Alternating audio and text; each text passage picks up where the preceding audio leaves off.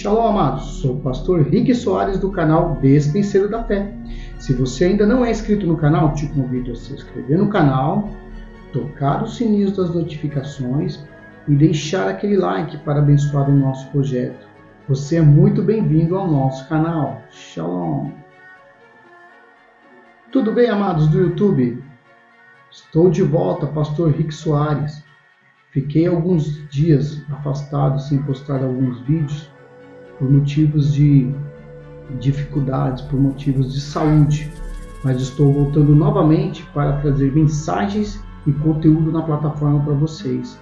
E hoje nós vamos falar sobre o tema o manto e o seu propósito. Nós vamos falar sobre 3 mantos na Bíblia, 3 capas que trouxeram uma influência muito forte dentro da Bíblia e o seu significado.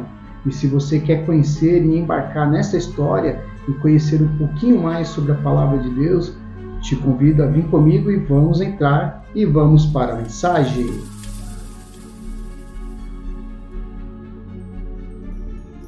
Seja bem-vindo, amados do YouTube. Nós vamos para o tema da nossa mensagem, que é o manto e o seu propósito. Nós vamos falar sobre 3 capas que mudaram a história e tiveram a sua influência muito forte nas escrituras sagradas e nos propósitos daqueles que tiveram a participação acerca desse utensílio.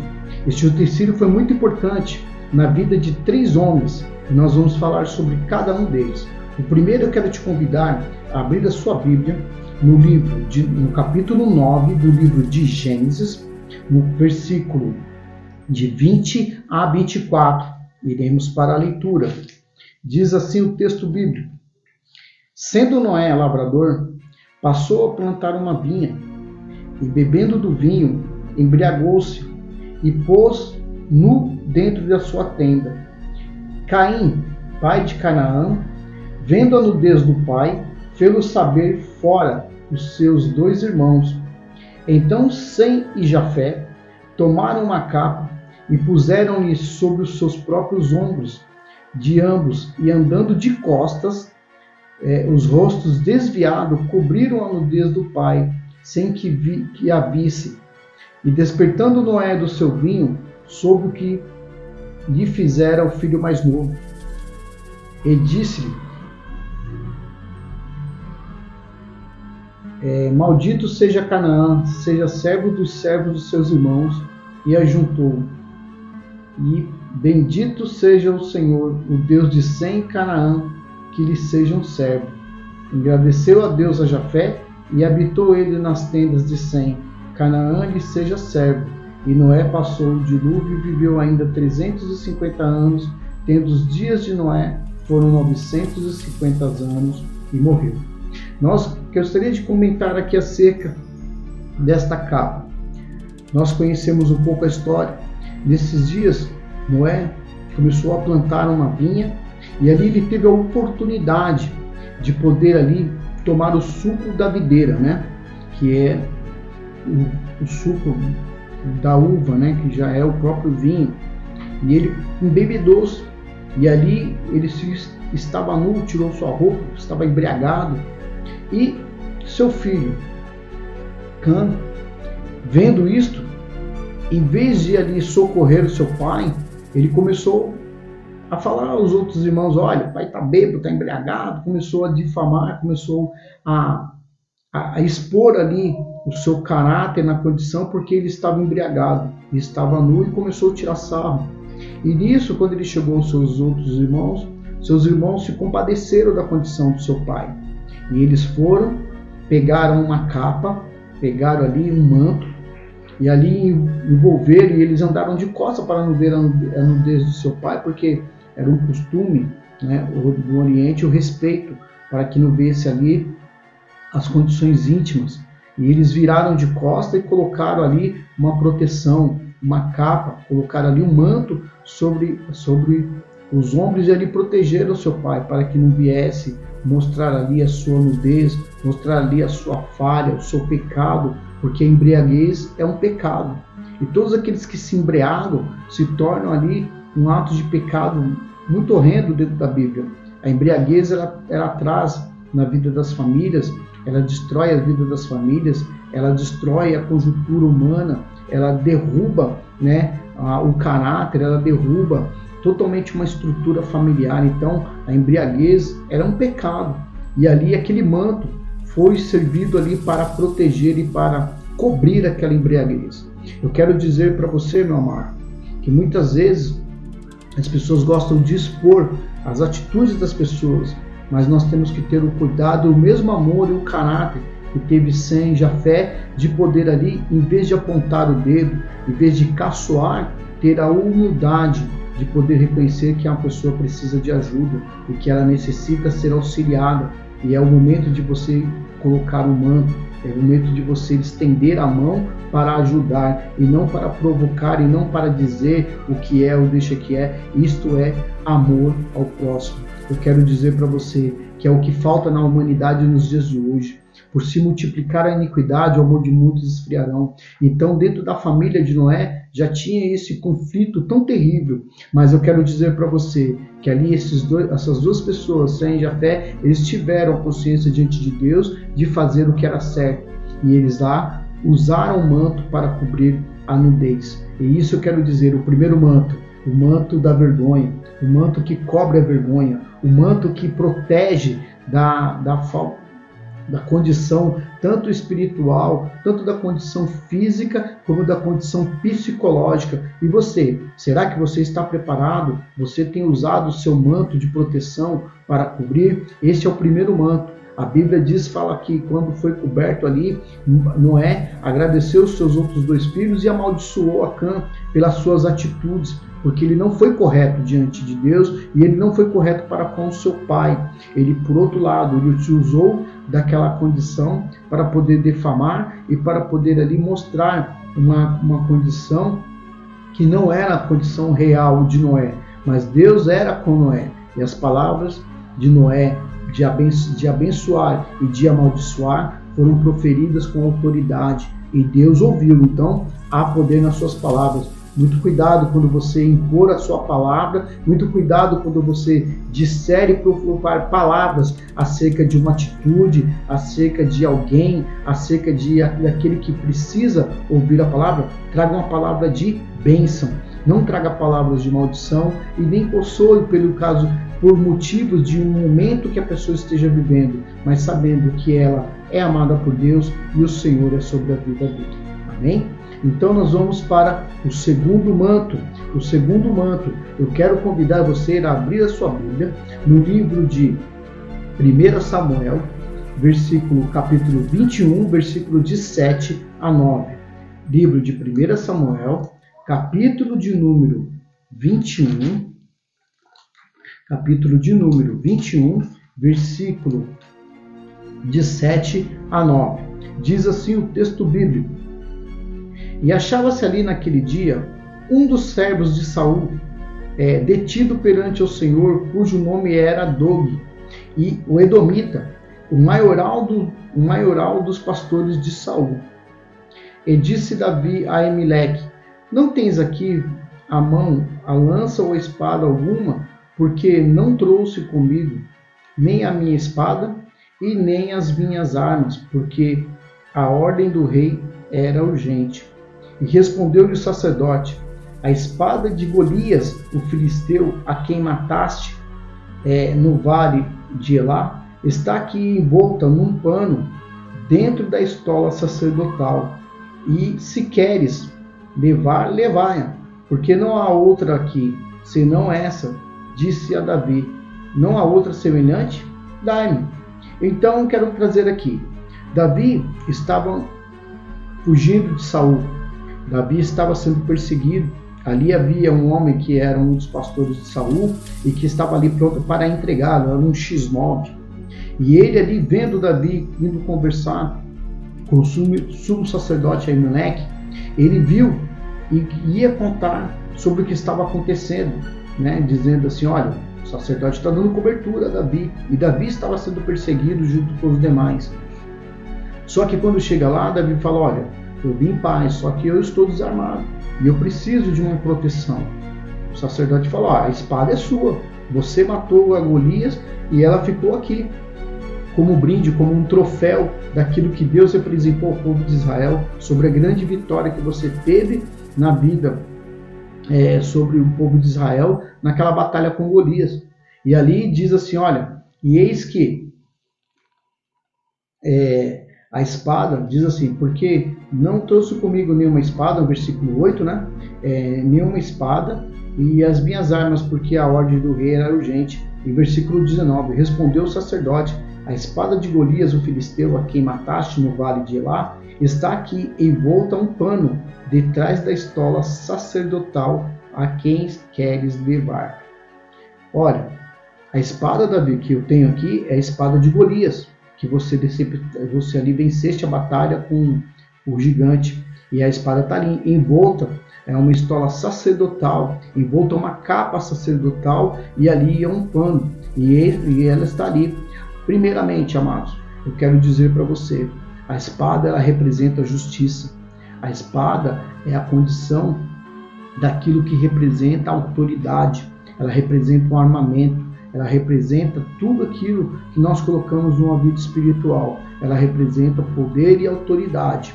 Somente quem tinha autoridade para manusear ali, montar e poder utilizar a espada, eram aqueles que sabiam como utilizá-la, um treinamento, né? Davi era um perito, era um homem de guerra, e ali ele estava precisando desta arma. Então ele, quando toma posse, o sacerdote fala, ela está envolta a um pano, junto à estola sacerdotal, e junto a uma capa sacerdotal. E é engraçado, porque a espada está envolta a espada. A espada estava enrolada a uma estola sacerdotal, a uma capa sacerdotal. E o que isso quer dizer? Primeiro nós vimos lá em Noé que a capa serviu para cobrir a vergonha, né? A vergonha que estava ali pelo pecado de Noé, de ter se embriagado. E agora nós temos Davi fugindo injustamente, sendo perseguido por Saul por uma coisa que ele não fez. Assim, por causa que ele já tinha sido ungido a rei, e Saul descobriu sobre a unção de Deus sobre a vida dele e queria exterminá-lo para que pudesse ali continuar no poder, mesmo Saul estando em pecado. E Deus não compartilha com o pecado, mas Deus trata com justiça. Então, aquela espada estava envolta numa estola sacerdotal, estava envolta a uma capa sacerdotal, porque representava a justiça. A justiça, ou seja, a espada, ela representa na Bíblia para nós a palavra. A palavra ela é a espada, ela serve para matar, ela serve para se defender, ela serve para instruir e ela serve também para revelar e para proteger. Ou seja, a espada ela tem várias utilidades e essa espada estava envolta numa estola sacerdotal. É uma palavra real, ou seja, vai reconhecendo. Esta segunda parte, ela traz aqui essa espada. Essa espada, ela traz a justiça, ela traz a soberania, ela traz ali a mão de Deus, ela traz ali a condição de uma proteção para Davi. Davi estava como não só foragido, mas estava protegido pela palavra, estava protegido pela estola, estava protegido pela unção espiritual. Deus tinha um propósito muito grande na vida de Davi. Eu sei que você pode estar passando por vários momentos na sua vida hoje, mas eu quero te dizer que esta mesma proteção sobre a sua vida, ela está sobre a sua vida. Você hoje tem a oportunidade de estar debaixo desta proteção, desta palavra. Se há injúrias contra a sua vida, saiba que maior é aquele que está contigo. Se há perseguição, saiba que o Senhor é sobre a sua vida. Se você está passando um momento difícil, como Davi passou por perseguições e momentos de dificuldade, momentos de dificuldade financeira, de moradia, seja ela qual for, saiba de uma coisa, que a proteção de Deus está sobre a sua vida. Existe uma autoridade de Deus sobre a sua casa, sobre os seus filhos, sobre a sua família. Deus está contigo. Esta é a segunda capa. E eu quero falar sobre agora a terceira capa. Existe uma terceira capa também muito representativa na Bíblia. E eu quero convidar você a abrir a sua Bíblia, no livro de 2 Reis, no capítulo 2, versículo de 9 a 14. Livro de 2 Reis, no capítulo 9, capítulo 9, capítulo 9, versículo 14, versículo de 9 a 14. Vamos ler a palavra de Deus. Olha o que diz o texto. Nós vamos falar sobre a terceira capa. Vamos lá. Diz assim. 2 Reis, capítulo 2, versículo 9 a 14.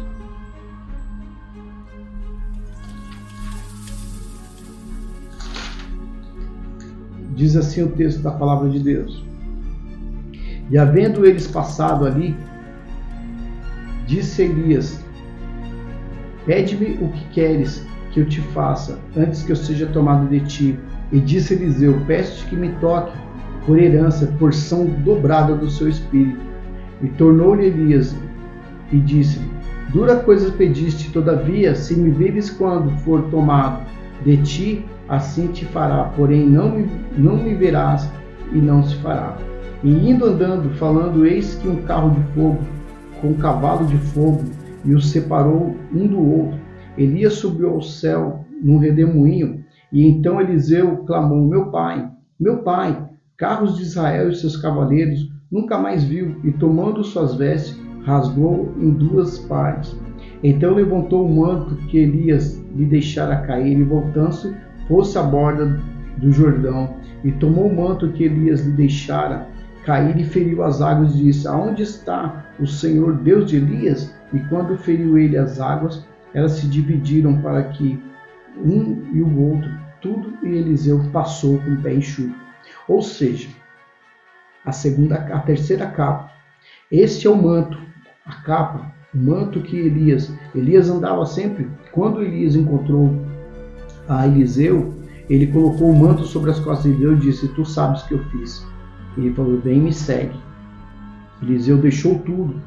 Eliseu estava arando, deixou o arado. Ali ele matou os bois, fez uma fogueira com o arado e seguiu o profeta. Se despediu da sua família. Caminhou um período de conhecimento com o profeta. E ali chegou o momento de eles se dividirem. Eu quero trazer esta mensagem. Esta capa, este manto, ele aqui foi o manto da renovação de ministério. Ali um homem terminava o seu ciclo e se iniciava um outro. Eliseu foi ali um novo ciclo de renovação dentro da palavra de Deus. E ele faz um pedido diante de Eliseu. Fala assim: o que queres que eu te faça antes que eu suba para o céu? E Eliseu fala: Senhor, quero porção dobrada do teu espírito. Ele fala assim: dura coisa me pediste, mas se tu me veres indo para o céu, com certeza se será feito. Mas se não vires, nada acontecerá.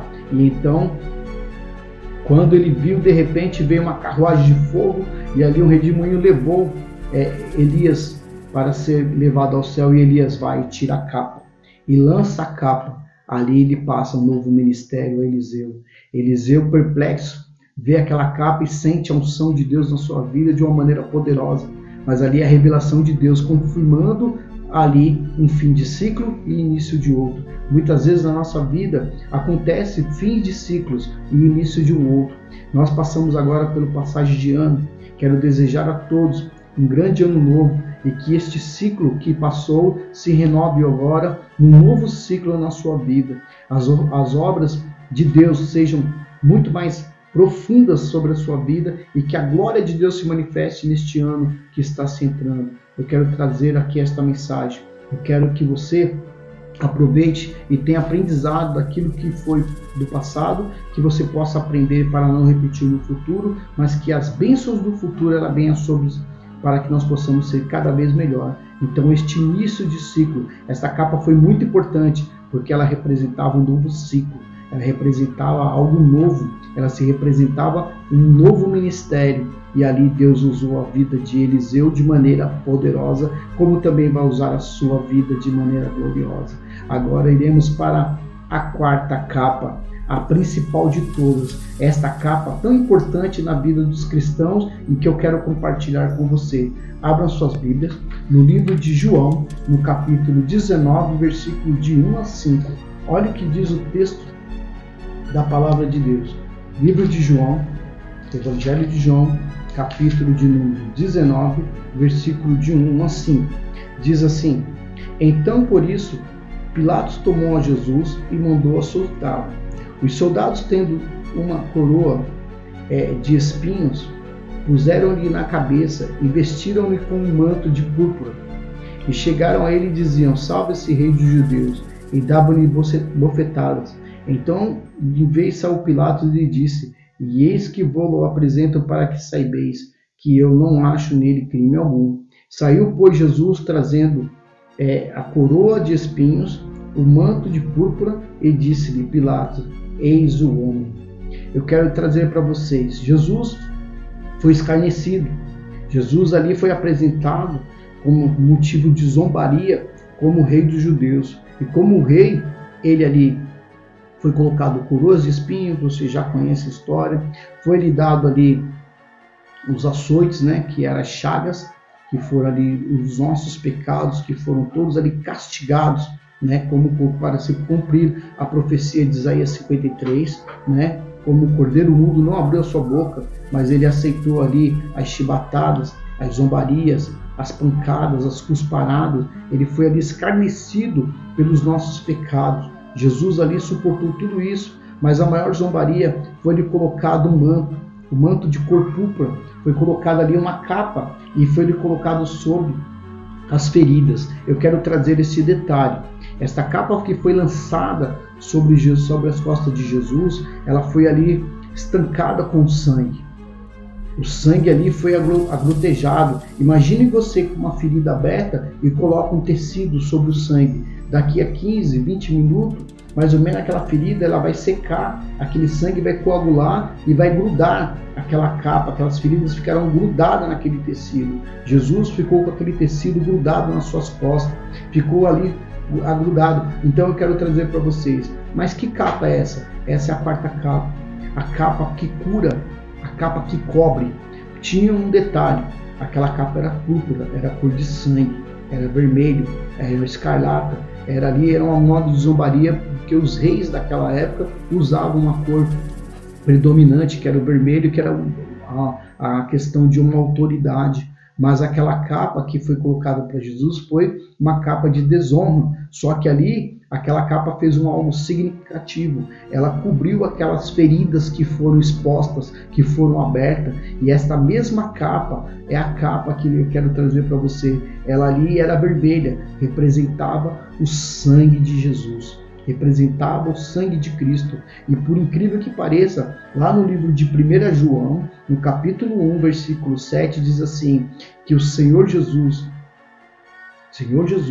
que o seu sangue, ele nos purifica de todo pecado. Aquela capa foi uma proteção sobre as chagas luciferianas. Que chagas são essas, pastor?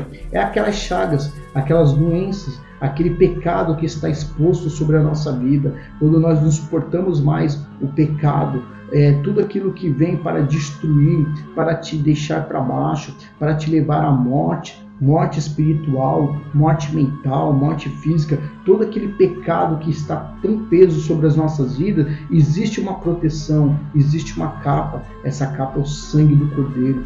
O sangue do Cordeiro nos torna mais alvo que a neve, e é o sangue do Cordeiro que nos faz crescer. Lá no livro de Apocalipse diz assim: quem são essas pessoas? E ele dizia assim: olha, são aqueles que foram lavados sobre o sangue do Cordeiro e ficaram remidos mais alvo que a neve. Então, como diz a palavra, diz até um livro do cantor cristão, alvo mais que a neve, sim, o seu sangue lavado, mais alvo que a neve serei, mais alvo que a neve serei, porque estará mais branco. Os seus pecados ali foram comprados. O sangue de nosso Senhor Jesus Cristo nos purifica. É essa capa que nos reveste, é essa capa que nos dá força, é essa capa que nos faz superar as adversidades e nos faz vencer em momento de vitória. Eu quero dizer para você sobre a sua vida: você foi comprado por um sangue precioso. Um rei morreu no seu lugar, foi-lhe colocado uma coroa de escárnio, foi-lhe colocado um manto para mostrar ali a sua realeza, eu quero dizer para você, mas aquele que morreu, ao terceiro dia ressuscitou e voltará com poder e grande glória, com vestes celestiais, sacerdotais, com poder e grande glória, e ele está prestes a voltar. Eu quero dizer que ele é sobre a sua vida. É este mesmo, que aquele que venceu a morte, nem a morte conseguiu suportá-lo, a morte não conseguiu detê-lo, mas ele venceu, e diz o texto bíblico que ele deu a sua própria vida e ele mesmo tomou de volta, porque a ele foi dado todo o poder no céu, na terra e debaixo da terra. Jesus é autoridade sobre as nossas vidas, e sobre essa capa eu quero dizer que é a capa que cura as nossas feridas, que esta capa representava o sangue de Jesus, esta capa representava tudo aquilo que nós precisávamos, que era para ser lavado, para ser curado. Eu quero dizer para você, ao seu coração, a sua vida hoje, olha, não se preocupe, porque maior é aquele que morreu por nós e nos deu vitória. Se você gostou desta mensagem, eu quero te convidar a se inscrever no canal, tocar os sininhos das notificações e deixar aquele like para abençoar o nosso projeto. E compartilhe esta mensagem com as pessoas que você conhece. Compartilha no YouTube, no Face, compartilha no Zap. Passa esta mensagem para frente. Deixa Deus operar sobre a vida daqueles que ainda não conhecem a Jesus. Jesus te ama e eu quero te agradecer por mais um momento e por mais um ano de vitória. Que Deus vos abençoe e estaremos juntos no próximo vídeo. Shalom, que Deus vos abençoe.